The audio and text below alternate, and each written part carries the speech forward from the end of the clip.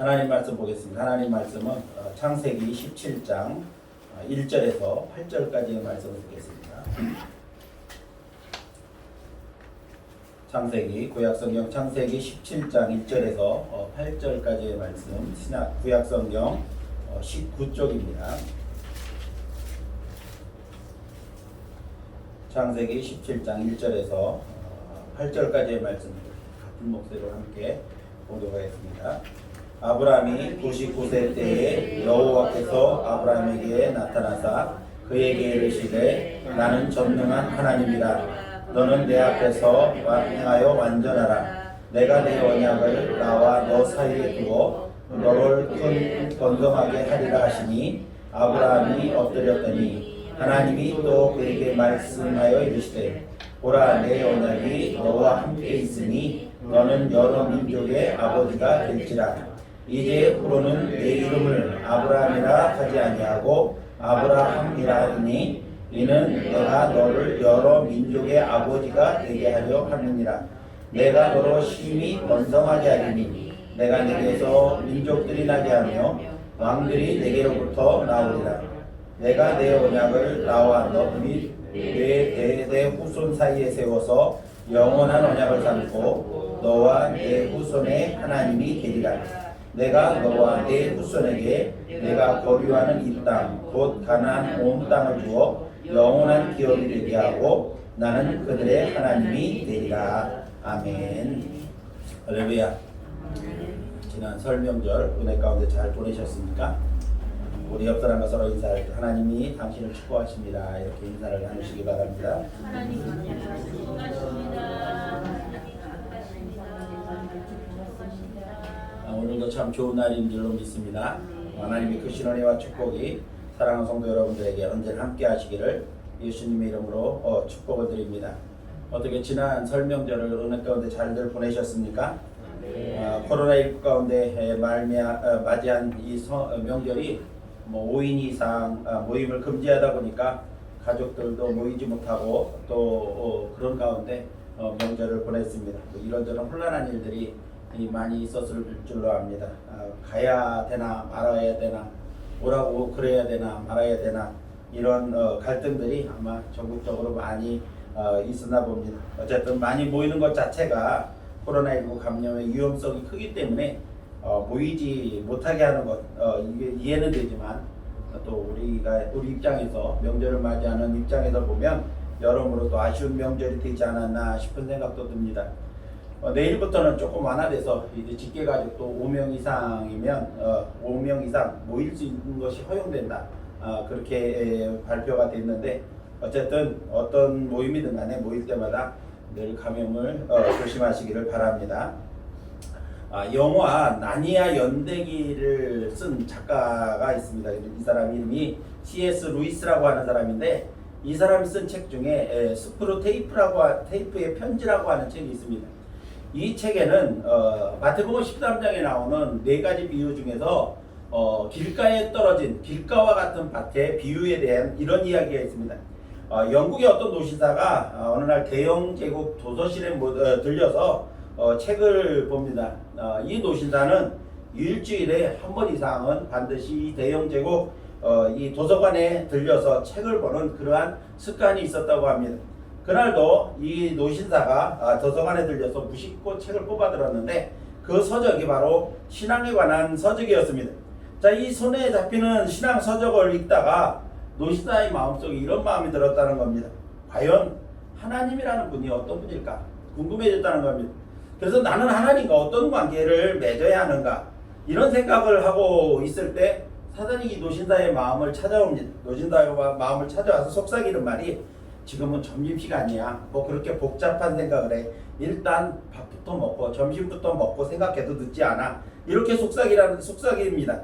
그래서 노신사는 그 속삭이는 사단의 음성에 그만 마음이 뺏겨서 하나님에 대해 궁금해하던 것을 잠시 생각을 접고 점심 식사를 하기 시작합니다.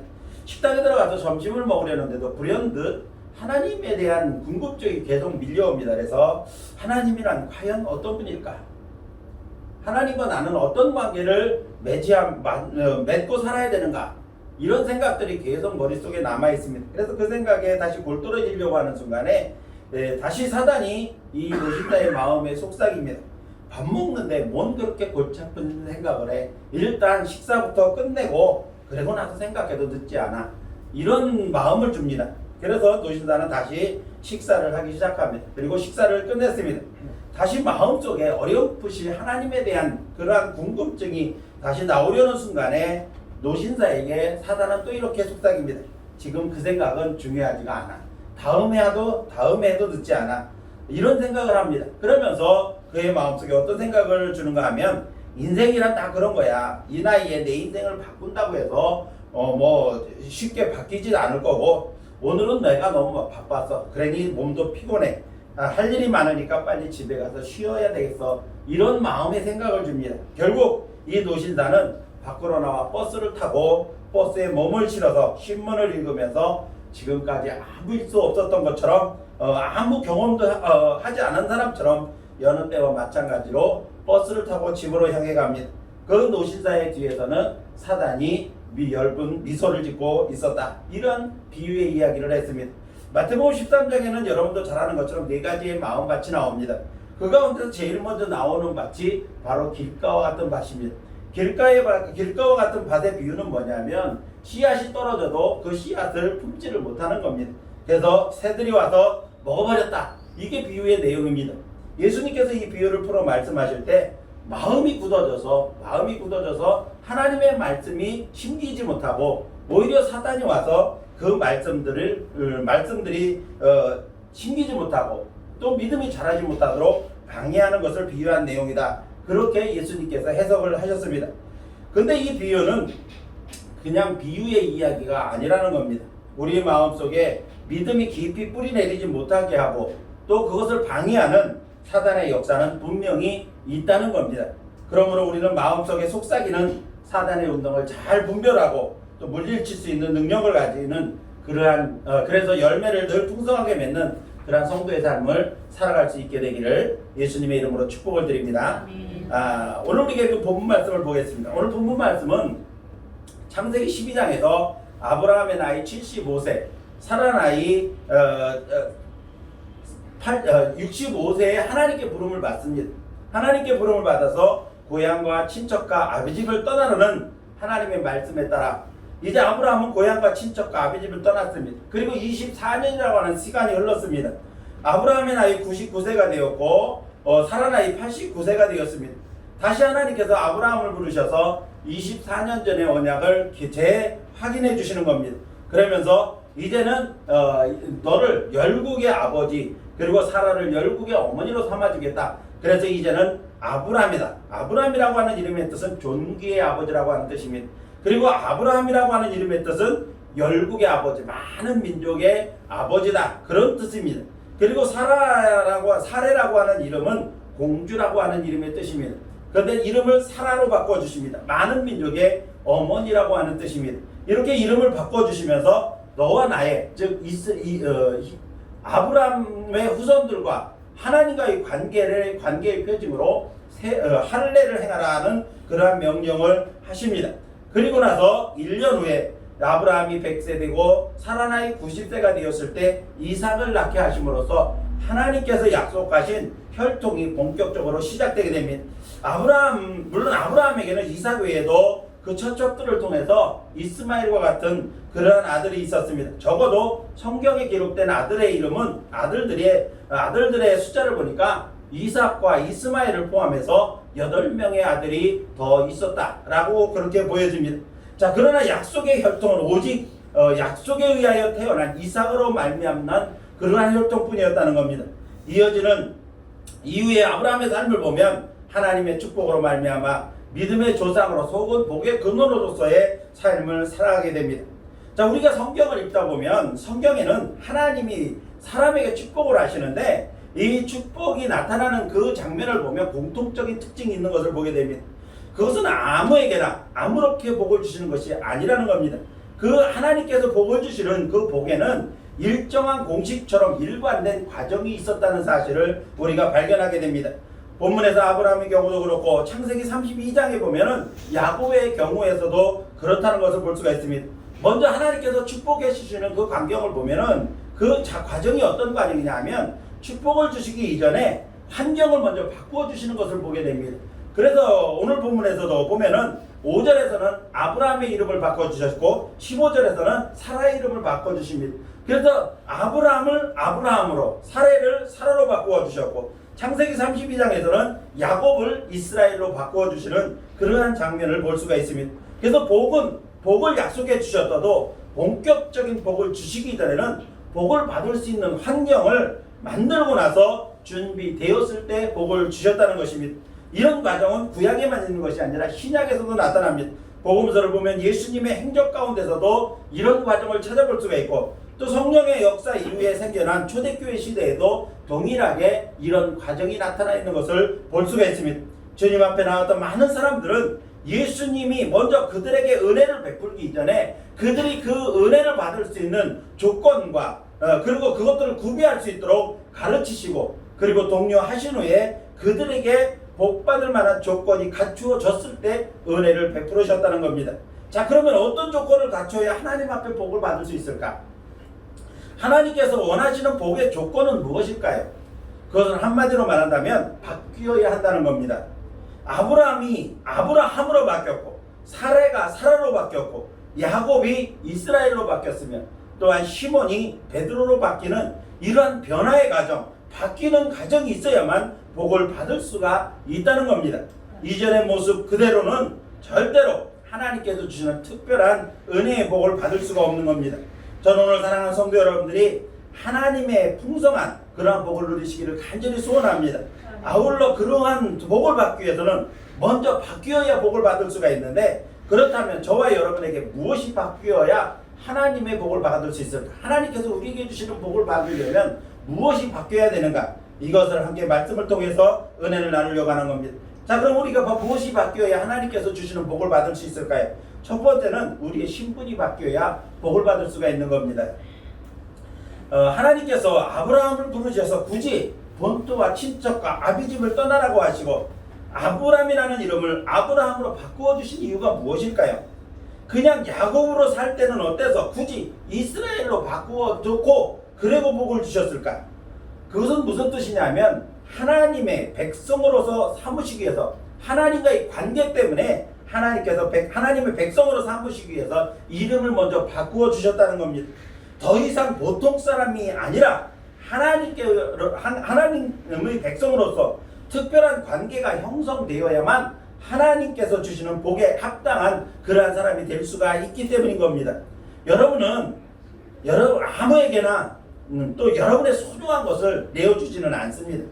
여러분과 아무런 관계도 아닌데 그냥 조금 아는 사이라고 해서 내게 있는 소중한 것을 그 사람에게 아무런 조건 없이 주지는 않는다는 겁니다. 어떤 대가가 준다고 한다면 어떤 대가가 있거나 줄만한 어떤 이유가 분명히 있어야만 주지 아무런 이유 없이 다른 사람에게 나에게 있는 소중한 것을 주지를 않는다는 겁니다. 쉽게 우리가 예를 들자면은 지나가는 애가 아무리 이뻐도 내가 그 아이에게 무조건 용돈을 주지는 않는다는 겁니다. 내 주머니 열어서 그 아이가 아무리 귀여워도 그 아이에게 용돈을 주지는 않는다는 겁니다. 준다고 해도 지극히 제한적이고 또한 약간의 성의 정도이지 아낌없이 주지는 않는다는 겁니다. 그런데 만일 그 대상이 내 자녀라고 한다면 틀려집니다.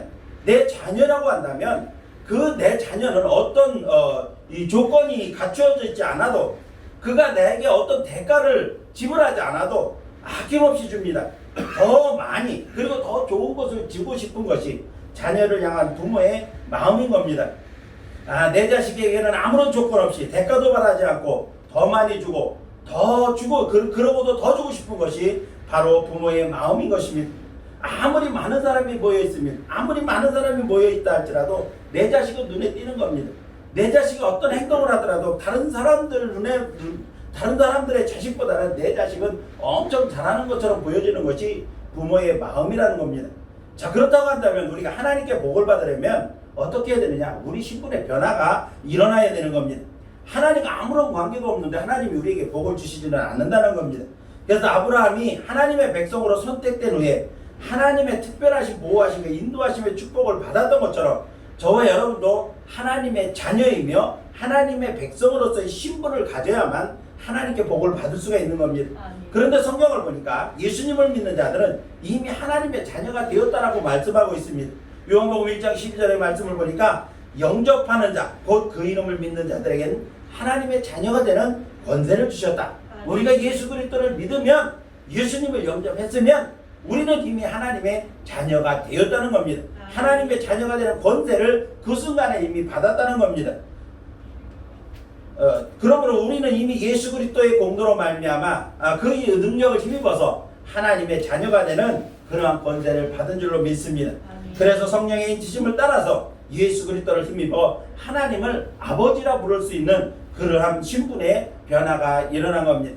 로마서 8장 15절 말씀을 보니까 너희는 다시 무서워하는 종의 영을 받지 아니하고 양자의 영을 받았으므로 우리가 아빠 아버지라 부를 수 있다. 하나님을 아바 아버지라 부를 수 있는 그러한 권세가 우리에게 주어졌다는 겁니다. 갈라디아서 4장 6절에도 너희가 아들이므로 하나님이 그 아들의 영을 우리 마음 가운데 보내셔서 아빠 아버지라 부를 수 있게 하셨다는 겁니다. 하나님께서 우리가 예수 그리스도를 영접하는 순간에 성령을 우리 마음 가운데 보내주셔서 우리 입을 통해서 하나님을 아버지라고 부를 수 있는 하나님의 자녀의 권세를 주셨다는 겁니다. 사랑하는 성도 여러분, 우리가 누구이며 어떤 신분을 가진 사람들입니까? 바로 하나님을 아버지라고 부르는 하나님의 자녀가 되어 하늘나라를 유업으로 상속받을 권세를 우리가 받은 그러한 천국 백성이 된 줄로 믿습니다. 그러므로 저와 여러분 하나님의 특별한 은혜의 복을 받을 수 있는 가장 기본적인 조건을 갖춘 겁니다. 하나님의 자녀로서 신분이 변화됨으로써 우리가 하나님께로부터 복을 받을 수 있는 가장 기본이 되는 그런 조건을 갖춘 겁니다. 그러므로 예수님을 믿기 이전에는 죄의 종이었고 저주 아래 있었지만 예수 그리스도의 은혜로 말미암아 우리가 믿음으로 하나님의 자녀가 되는 신분의 변화가, 신분이 바뀐 그러한 은혜가 우리 가운데 있는 겁니다. 이제 하나님의 자녀로서의 변화된 권세를 가지고 아버지 되신 하나님께서 주시는 풍성한 축복을 누리는 복된 성도 여러분들이 되시기를 예수님의 이름으로 축원합니다. 두 번째로 우리가 하나님께로 복을 받으려면 무엇이 바뀌어야 하는가 하면 우리의 마음과 생각이 바뀌어야 됩니다. 이스라엘 백성들이 하나님의 특별하신 은혜로 말미암아 430년 만에 노예 생활을 청산하고 출애굽했습니다. 하나님께서 옛 믿음의 조상인 아브람과 이삭과 야곱에게 하신 그러한 언약을 기억하시고 그들을 애굽 종살이에서 건져주시고 강야를 거쳐 가나안 땅으로 인도해 가시려고 하나님께서 그들을 출애굽시키셨습니다. 그런데 출애굽 1세대는 가나안 땅에 들어가지 못하고 모두 광야에서 죽고 말았습니다. 그들의 출애굽 세대가 광야에서 죽고 만 이유가 무엇입니까? 바로 신분이 변화됐습니다. 출애굽해서 하나님의 백성으로 노예 신분에서 하나님의 백성으로 신분이 변화되었음에도 불구하고 그들은 옛 노예 생활에서 벗어나지를 못하는 겁니다. 새로운 하나님의 백성으로서 새로운 삶을 출발했지만 그런 신분의 변화에도 불구하고 옛 생활에 대한 마음과 생각에서 벗어나지를 못하는 겁니다. 마음과 생각이 바뀌지를 못한 겁니다. 그래서 그들은 잠깐의 불편함만 만나도 하나님과 모세를 원망합니다. 애굽에서의 삶이 좋았는데 왜 우리를 불러내서 이 고생시키느냐? 왜 우리를 광야에서 죽게 하려느냐? 껐득하면 그렇게 얘기를 합니다. 조금만 불편하면 그렇게 얘기합니다. 조금만 더워도 그렇게 얘기를 합니다. 그들은 광야 생활을 한 동안 2년이면 충분히 가나안 땅에 들어갈 수 있었는데도 불구하고 그들은 하나님을 향해서 계속 원망을 합니다. 왜 애굽에서 우리를 불러내서 이 광야에서 이 고생을 시키느냐? 하나님이 그들의 원망을 통해서 그냥 가나안 땅에 들여보내면 안 되겠다 싶어서 40년 동안을 광야에서 훈련을 시킵니다. 훈련을 받는 동안에도 그들은 그 원망을 떨쳐버리지 못합니다. 애굽에서 종살이 하던 시대, 노예 생활하던 시대를 그리워하며 계속해서 하나님의 백성으로서 이 변화된 신분답게 생각하지 못하고 그런 마음을 갖지 못하는 겁니다. 그래서 그들은 결국 하나님께서 예비하신 누려야 할 가나안의 축복을 누리지 못하고 광야에서 죽고 만 것입니다. 사랑하는 성도 여러분, 신분이 바뀌었으면 이전에 가졌던 마음과 생각도 바뀌어야 합니다. 즉 신분에 합당한 마음과 생각을 가져야 한다는 겁니다.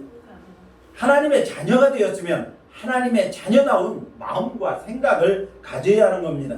예전에 죄의 종 저주 아래 있었던 때의 마음과 생각을 버리고 하나님의 자녀로서의 마음과 생각을 가지고 살아야 되는 겁니다. 하나님의 자녀처럼 생각하고 하나님의 자녀로서의 마음을 가지고 살아야 된다는 겁니다. 예수님과 함께 천국에서 왕노릇할 사람들이면 왕처럼 생각하고 왕의 마음을 갖는 것이 당연한 것이 아닙니까? 여러분은 어떻습니까? 하나님의 자녀가 되는 신분의 변화에도 불구하고 여전히 예전의 습관과 생각에서 벗어나지 못하고 믿음 없는 마음과 생각으로 가득 차 있지는 않습니까? 그렇다면 바뀌어야 합니다.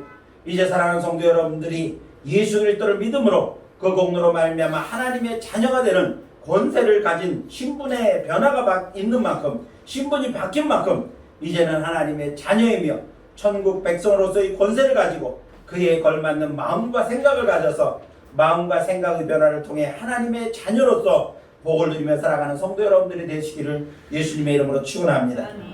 마지막 세 번째로는 무엇이 바뀌어야 우리가 하나님의 축복을 받을 수가 있는가 하면 우리의 행동이 바뀌어야 됩니다. 신분이 하나님의 자녀이며 천국 백성으로 바뀌고 그에 합당한 마음과 생각으로 변화되었으며 이제는 행동이 바뀌어야 됩니다. 마음의 생각은 주로 행동을 결정하고 행동으로 나타나기 때문에 마음과 생각이 바뀌면 대부분은 행동도 그 바뀐 모습으로 나타나기 마련입니다. 그런데 간혹 신분이 바뀌었음에도 불구하고 여전히 행동이 변화되지 못한 그런 사람들이 있습니다. 예전에 변화받지 못했던 때 이전의 성품에 따라서 혈기가 나오고 못된 인간의 성품을 주체하지 못하고 그것이 밖으로 표출되어지는 그러한 부분들이 많습니다. 이런 사람들이 교회 분쟁의 원인이 되고 교회를 분열시키는 원흉이 되기도 합니다. 그래서 사도 바울을 비롯한 사도들은 이런 일들이 교회 안에서 반복되고 있는 것을 경고하고 있는 것을 보게 됩니다. 사도 바울은 하나님 나라를 위협으로 받지 못할 세속적인 습관들을 이렇게 나열합니다. 갈라디아서 5장 19절에서 21절 말씀을 보니까 이렇게 기록합니다. 육체의 일은 분명하니 곧 음행과 더러운 것과 호색과 우상 숭배와 주술과 원수 맺는 것과 분쟁과 시기와 분냄과 당짓는 것과 분열과 이단과 투기와 술취함과 방탕함과 또한 그와 같은 것들이라. 전에 너희에게 경계한 것 같이 경계하노니 이런 일을 행하는 자는 하나님의 나라를 위협으로 받지 못할 것이라. 행동이 변화되지 못하면, 신분이 바뀌고 생각도 바뀌었는데 행동이 변화되지 못하면 하나님 나라를 위협으로 받지 못한다는 겁니다. 예수님의 동생인 유다도 유다서 1장 18절 19절에서 이렇게 말씀합니다. 그들이 너희에게 말하기를 마지막 때에 자기가 경건하지 않은 정욕대로 행하며 조롱한 자들이 있으리라 하였나니 이런 사람들은 분열을 일으키는 자며 육에 속한 자며 성령이 없는 자니라. 이렇게 말씀했습니다. 육체 행위를 버리지 못한, 변화되지 못한 사람, 바뀌지 못한 사람은 하나님 나라를 유업으로 받지 못할 뿐만 아니라 그 안에는 성령이 없는 사람이다. 이렇게 말씀한 겁니다. 사랑하는 성도 여러분, 하나님의 자녀는 육체의 본성을 따라 나오는 옛 습관들을 버려야 됩니다. 새 사람을 입은 자처럼 변화된 삶을 그러한 삶으로 바뀌어야 합니다. 그래서 예수님께서도 우리의 변화된 삶을 요구하셨습니다. 너희는 세상의 소금이다. 너희는 세상의 빛이다. 그렇게 말씀했습니다. 이 말씀은 성도들은 세상에 선한 영향력을 끼치는 그런 사람이 되어야 된다. 변화된 삶을 살아야 된다 하는 것을 요구하고 있는 겁니다. 그 결과로 너희의 착한 행실을 보고 하늘에 계신 너희 아버지께 영광을 돌리게 하라. 이렇게 말씀하고 있습니다. 성도의 선한 영향력은 하나님께 영광이 된다는 말씀인 겁니다. 반대로 얘기하면 성도들의 변화받지 못한, 바뀌지 못한 행실이 하나님의 영광을 가린다는 겁니다. 우리가 세상에서 소금처럼 빛처럼 살지 못하면 하나님의 영광을 가린다는 겁니다. 왜 세상 사람들이 교회라면 지긋지긋하다, 진절머리가 난다라고 말하면서 고개를 흔듭니까? 물론 그들이 편향적인 이 생각이 머릿속에 있는 사람이 교회를 비판하기 위해서 그렇게 말을 하는 사람도 있습니다. 그렇지만 상당 부분은 그리스도인들이 그리스도인답지 못하게 그러한 변화되지 못한 그러한 이유에서도 그런 조롱이, 그런 비난이 올 수도 있다는 겁니다. 사랑하는 성도 여러분, 하나님께 복을 받으려면 우리의 행동이 바뀌어야 됩니다. 그리스도인 같은 삶의 행동들이 우리의 삶 속에서 나타나서 그러한 변화된, 바뀐 우리의 행동이 세상 가운데 선한 영향력을 끼칠 수가 있어야 된다는 겁니다. 이제 사랑하는 성도 여러분들이 하나님의 자녀다운 합당한 변화의 삶을 통해서 행위가 변화되어짐으로 선한 영향력을 세상 가운데 끼치고 하나님께 영광 돌림으로 말미암아 하나님께로부터 특별한 은혜의 복을 풍성하게 누릴 수 있는 변화된 성도들, 바뀐 성도들이 될 수 있기를 예수님의 이름으로 축원합니다. 행동이 바뀌어야 하나님께로부터 복을 받을 수가 있는 겁니다. 이제 말씀을 맺으려고 합니다. 사랑하는 성도 여러분, 하나님은 당신의 백성들에게 복 주시기를 원하십니다. 하나님이 우리를 지으신 목적이 뭐냐면 우리의 삶을 풍성하게 하시면서 우리의 삶을 통해서 하나님이 영광을 받으시려고, 우리의 삶이 행복하게 사는 우리의 삶을 통해서 하나님이 기쁨을 누리시려고 우리를 지으신 겁니다. 다시 말하면 자녀들이 행복한 삶을 살면 부모가 기뻐하는 것처럼 우리가 행복하게 사는 복받는 그러한 삶을 살면 하나님도 기뻐하시는 겁니다. 그렇기 때문에 우리를 지으신 겁니다. 그리고 우리에게 복 주시기를 원하시는 겁니다. 날마다 우리의 삶이 하나님의 축복으로 말미암아 시편 기자의 노래처럼 부족함 없는 삶, 두려움 없는 삶, 그리고 풍성한 삶을 누리며 살기를 원하시는 것이 하나님의 뜻이라는 겁니다. 그러나 이러한 복은 받을 만한 사람이 받는 겁니다. 어떤 사람이 복을 받을 사람입니까? 바로 바뀐 사람들이 복을 받는 겁니다. 무엇이 바뀌어야 복을 받을 수 있습니까? 예수 그리스도를 믿음으로 하나님의 자녀가 되는 신분이 바뀌어야 복을 받을 수가 있습니다. 신분의 변화에 맞게 마음과 생각이 또 바뀌어야 복을 받을 수가 있습니다. 하나님의 자녀의 행위로 행동이 바뀌어서 선한 영향력을 끼칠 때 하나님께로부터 축복을 받을 수가 있는 겁니다. 이제 사랑하는 성도 여러분들이 변하고 바뀌어 하나님의 축복에 합당한 자가 되어져서 그 풍성함을 누리는 복받는 성도들이 되시기를 예수님의 이름으로 축원합니다. 기도하겠습니다. 온라인으로 예배하는 모든 성도에게도 동일한 은혜가 임할 줄로 믿습니다. 2021년 교회표는 주여 회복해 하옵소서가 주제입니다. 우리의 코로나19로 인해서 흔들리고 흐트러진 그런 우리 일상들, 또 우리의 신앙들이 회복되는 귀한 한 해가 되어져야 할 줄로 믿습니다. 코로나19가 계속되고 있는데 매사에 조심하시면서 방역수칙 잘 지켜서 안전한 그런 생활을 하실 수 있도록 하시기를 바라고요. 코로나19 가운데 맞이한 지난 설 명절도 어렵고 제한된 것들도 많았지만은 그래도 즐겁게 보내신 줄로 믿습니다.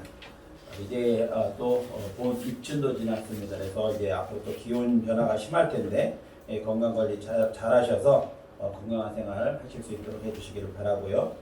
매일 묵상과 성경 읽기, 신앙 성장을 위해서 이와 같은 개인 병원에도 힘써 주시길 바랍니다. 요즘 성경 읽기나 혹은 매일 이 묵상 보시는 분들이 조금 실력이 성적들이 조금 안 좋아졌는데 열심들을 내주시기를 바라고요. 어려운 때일수록 서로 격려하고 위로하면서 사랑을 나누는 성도들 되시기를 바랍니다.